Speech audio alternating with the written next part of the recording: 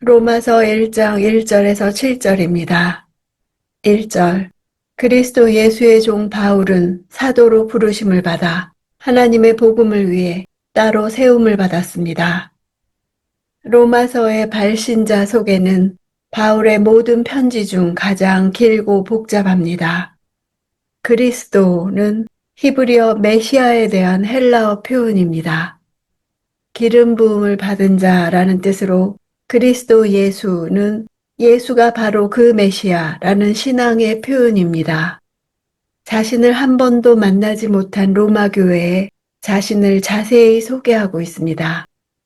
바울은 자신을 세 가지로 소개하는데 첫째는 종이요, 둘째는 사도요, 셋째는 복음을 위해 세움받은 자입니다. 종이라 번역한 둘로스의 정확한 번역은 노예입니다. 헬라인들은 둘로스에 대해 오직 반감과 모욕만을 느꼈습니다. 왜냐하면 노예가 된다는 것은 다른 사람의 뜻에 자신의 의지를 온전히 복종시키는 것을 의미했기 때문입니다. 바울이 자신을 둘로스라고 둘로스 단어를 쓴 배경은 당대의 주 퀴리어스를 주장하던 가이사를 거스르며 반대말로 둘로스를 쓴 것입니다. 예수를 자신의 퀴리어스로 인정한다는 면에서 둘로스란 표현을 썼습니다. 두 번째로 사도로 부르심을 받았다고 합니다.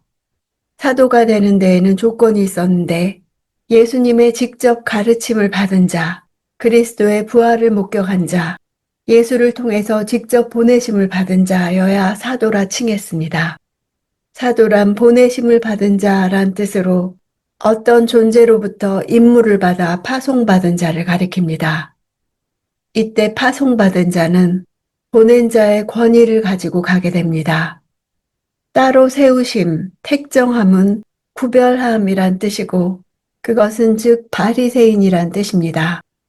바울은 이전에도 바리새인이었으나 이제는 하나님의 복음을 위한 구별함을 받았다는 것입니다. 하나님의 복음은 예수를 둘러싼 일련의 사건들에 관한 것입니다. 이제 복음에 대해 설명합니다. 2절에서 4절. 그 복음은 하나님께서 예언자들을 통해 성경에 미리 약속하신 것으로 하나님의 아들에 관한 것입니다. 그분은 육신으로는 다윗의 후손으로 나셨고 성결의 영으로는 죽은 자들 가운데서 부활해 능력 있는 하나님의 아들로 인정되셨으니 바로 우리 주 예수 그리스도이십니다. 2절부터 4절까지 복음의 특징과 내용을 다룹니다. 하나님의 아들이 복음의 내용입니다. 아들에 대한 이야기가 없으면 복음이 아닙니다. 어떤 아들인가? 육신으로는 유대인 다윗의 후손인 예수요. 영적으로는 죽은 자 가운데서 부활한 하나님의 아들이십니다. 다윗의 후손으로 오심으로 예수의 완전한 인간 되심을 보여줍니다. 성결의 영이란 육신과 대조되는 개념으로 예수의 신성을 가리키는 것입니다.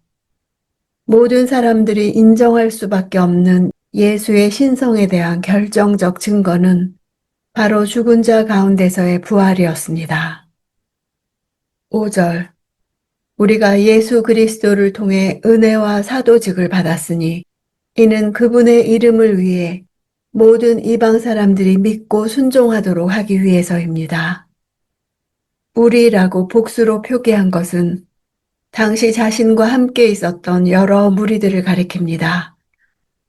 바울은 디모데와 누기오와 야손과 소시바더와 로마서 대필자인 더디오와 함께 있었고 16장에 이들이 로마 교회에 문안하는 내용이 나옵니다. 바울이 은혜와 사도직을 함께 받았다고 하는 것은 교회를 핍박하던 자신을 오히려 이방인의 사도로 부르신 사건을 말하는 것입니다. 자신의 사도직의 목적은 그리스도의 이름을 위해 모든 이방인들을 믿고 순종하도록 초청하는 것입니다. 6절. 여러분 역시 그들 가운데 부르심을 받아 예수 그리스도께 속한 사람들이 됐습니다. 로마 성도들 역시 모든 이방인 가운데 포함됩니다. 그들은 복음의 혜택을 받은 것입니다. 이렇게 바울은 자신이 모든 이방 사람들이 믿고 순종하도록 하기 위한 사도직을 받았다고 하면서 이방인으로서 예수께 속하게 된 로마 성도들과 자신을 연결합니다. 7절 하나님의 사랑을 받고 성도로 부르심을 받은 로마에 있는 모든 사람에게 하나님 우리 아버지와 주 예수 그리스도로부터 은혜와 평강이 있기를 빕니다. 로마 성도들의 정체성은 하나님의 사랑을 받았고 성도로 부르심을 받았다는 것입니다. 은혜와 평강은 사람에게서 나오는 것이 아닙니다. 주변이 평안하다고 나오는 것이 아닙니다. 받을 자격 없는 자를 향해 하나님께서 호의를 베풀어 주시고 삶 가운데 개입하시고 간섭하실 때 오는 것입니다. 복음은 우리의 노력의 결실이 아니고 우리의 진심에 대한 보상도 아니고 하나님께 주도권이 있는 하나님의 약속과 방법입니다.